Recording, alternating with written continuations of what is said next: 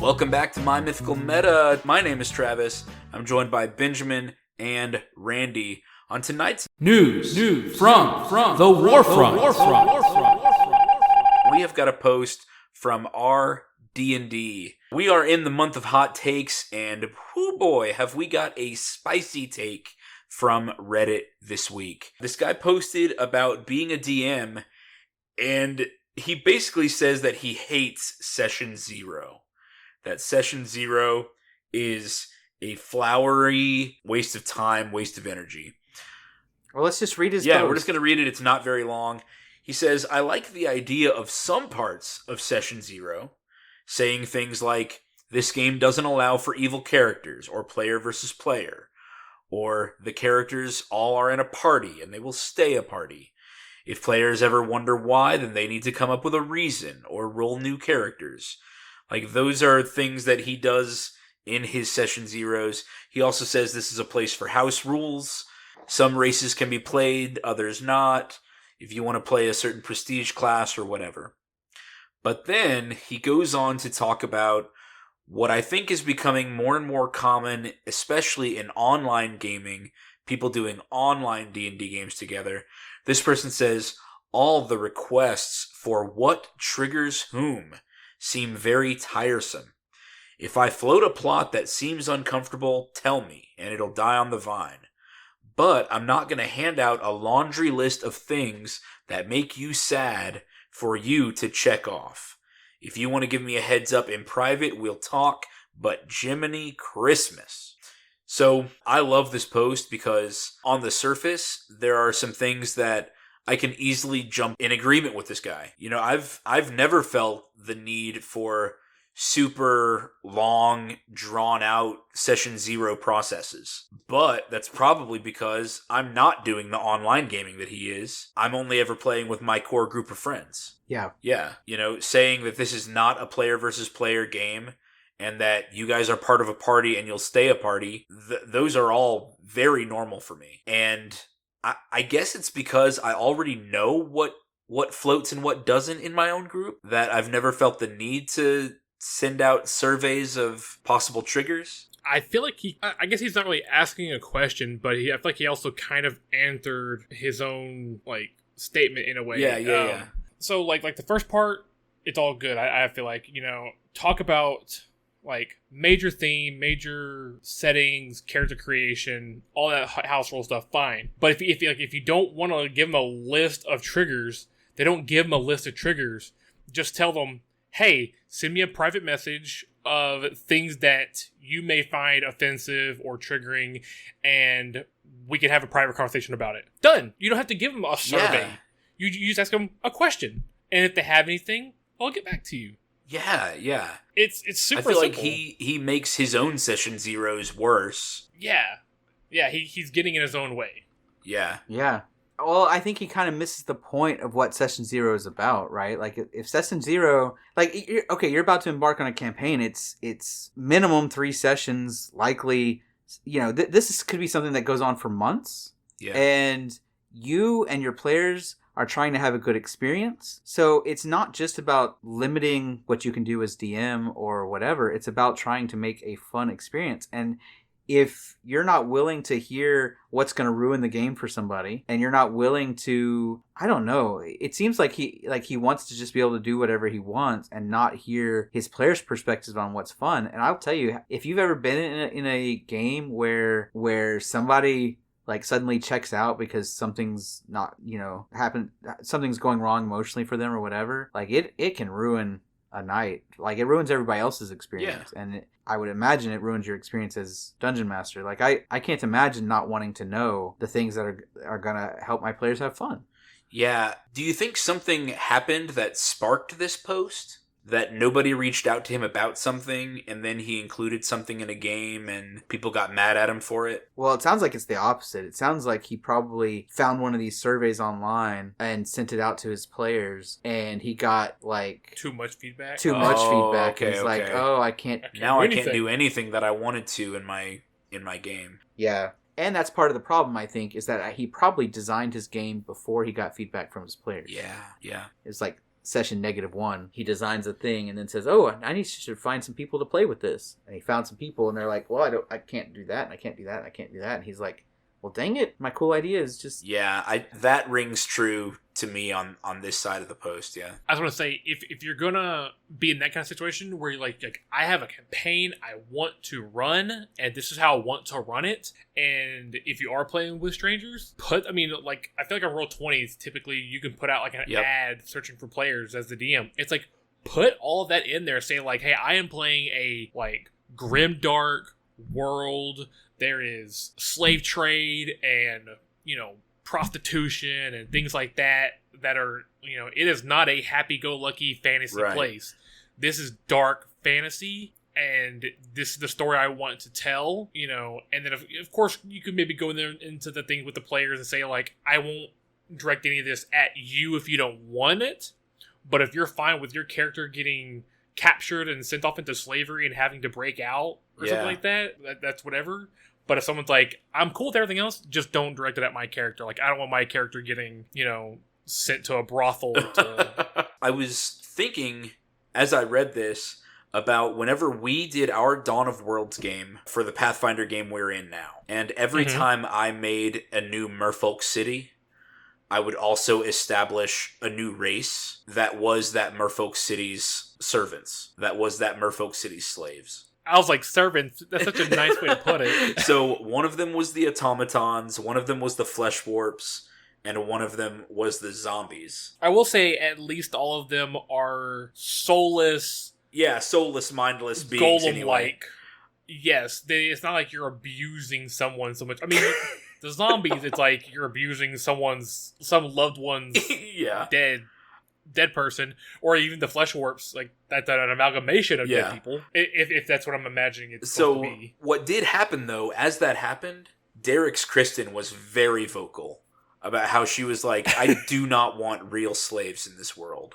She was very vocal about how uncomfortable that makes her.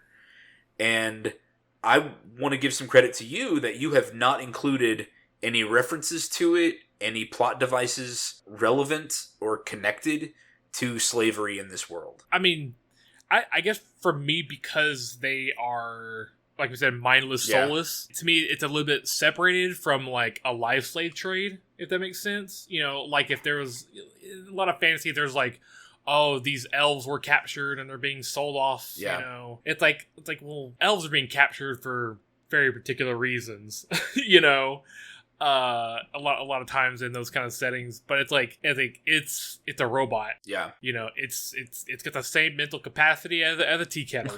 So, so I guess that doesn't really bother me. It's like, it's robots. It's zombies can be just like, oh, it's sad, but it's not. It's sad. It's a little evil. It's evil and sad, but it's like, well, I don't think it's so triggering in like I said, like an actual live person slave, like that. I don't really want to deal with it in the game. I mean, at some point we're gonna go to those cities, and there's gonna be zombies or flesh warps or automatons, and maybe I will target a storyline at one of them.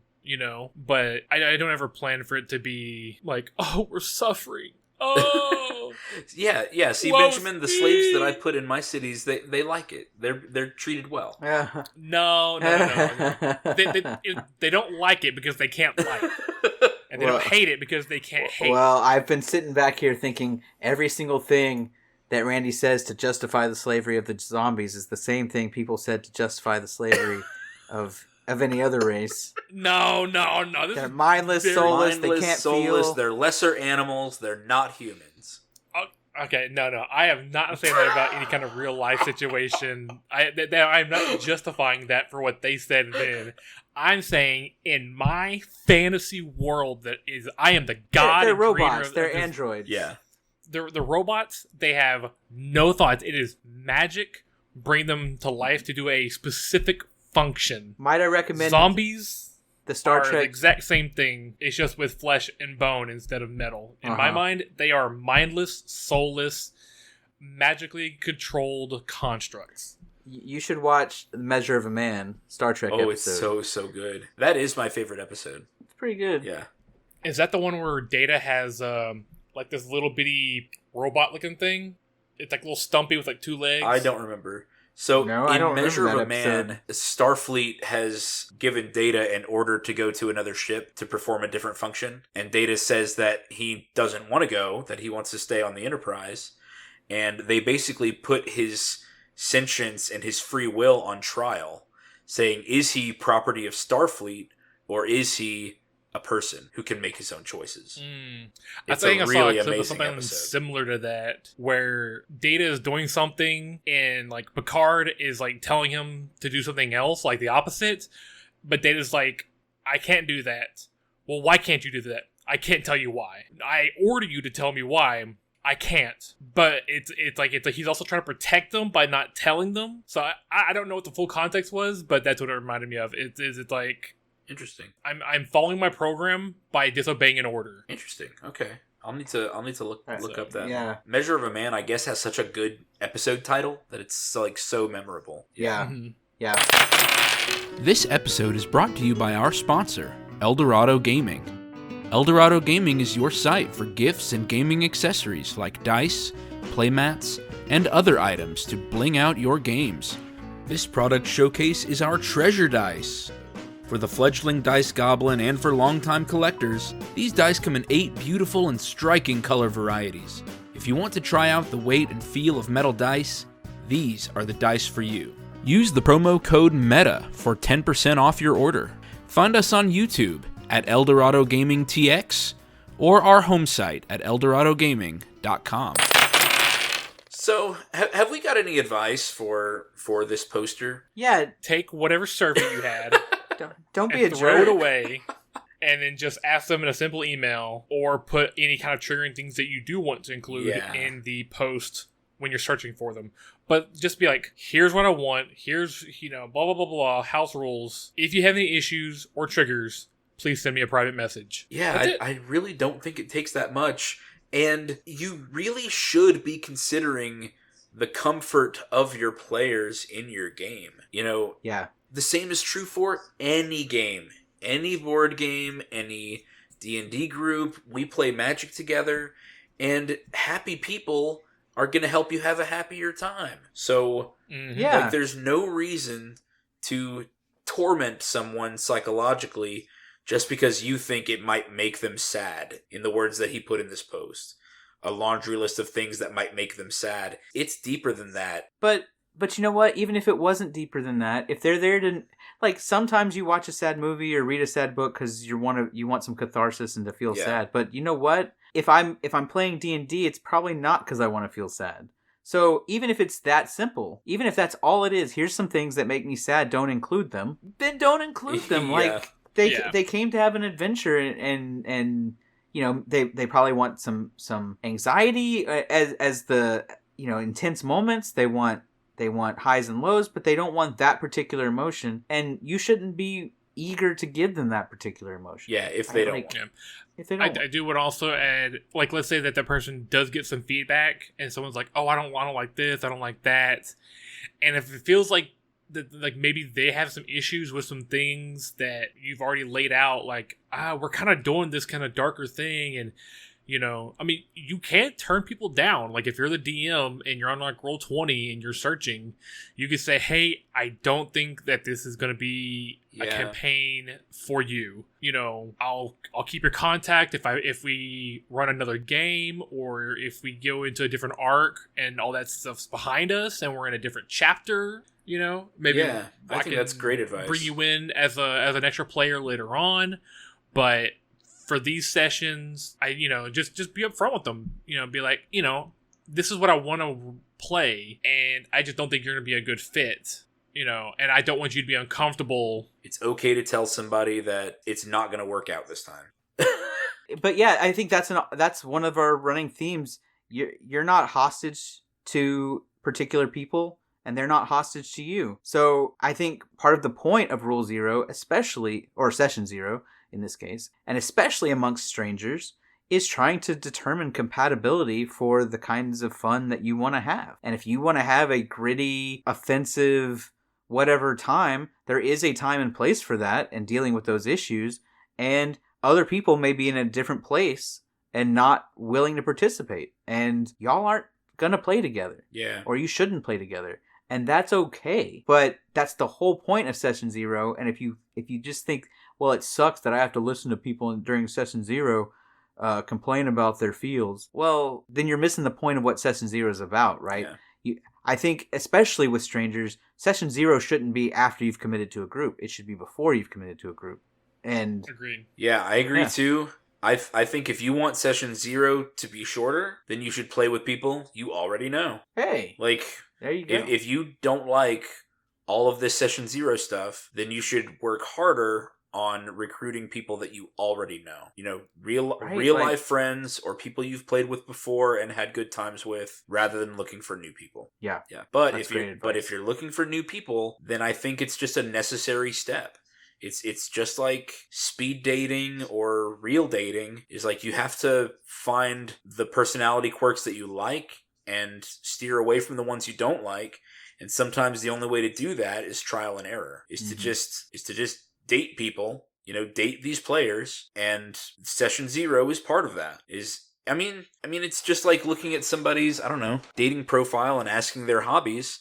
In this particular hobby that is so focused on storytelling and acting and theater and like I don't know, I think a lot of role-playing game people still think that it's, and obviously there are a lot of similarities with, they think that it's like a video game, but it's collaborative storytelling. These other players have stories that they want to tell too. It's not just yours. These are not just pawns to move through the stages of your game. They have stories that they want to tell. And so in order to discover if your stories match up with one another, if your stories can coexist in the same space, then asking these in-depth questions is your best way to do that. Is your best way to find out whether these stories can coexist with each other, I think. Yeah. Again, I like this post, and I get the sentiment from it. It can be annoying to audition or to interview, long, lengthy interviews of people when you just want to fill the position. But if you want the right person, then that's a necessary process. Yeah. I really like your analogy of dating. It's kind of like this person says, I don't want to, I want a significant other. I want a girlfriend, but I only want to ask like 3 questions. They sent me their profile. I don't want it to be a big profile. I want 2 pictures and 3 sentences, and then I want to commit to... And then I want to commit to 6 months with them. Right. Ooh. And then you find out that they're into hiking, and you're like, hiking? Brandy. Oh. Yeah. Or worse, you find out they're an introvert. Oh, God. The worst. God. Sorry, they call back to last week's episode. Yeah. So yeah, that I can't imagine that you wouldn't want to spend as much time as possible getting to know people that you're going to spend the next few months with. Because once you do start the game, then it's even more wasted time if you didn't find out that y'all were incompatible until it was too late. Yeah. Right? If you go through 2 sessions and find out you're not having fun, now you're in a problem. Do you want to spend 4 more months with this group and slog through it? Or do you want to abandon the campaign that you're 2 sessions into and start over again? Like that's a worse position to be in than, take a good solid hour to do a Session Zero and have real conversations with real people and see if this is a group you want to spend some time. Kind of makes you think of the measure twice, cut once. Yeah, exactly. Absolutely. All right. Benjamin, how can people contact us directly with their own news from the Warfront?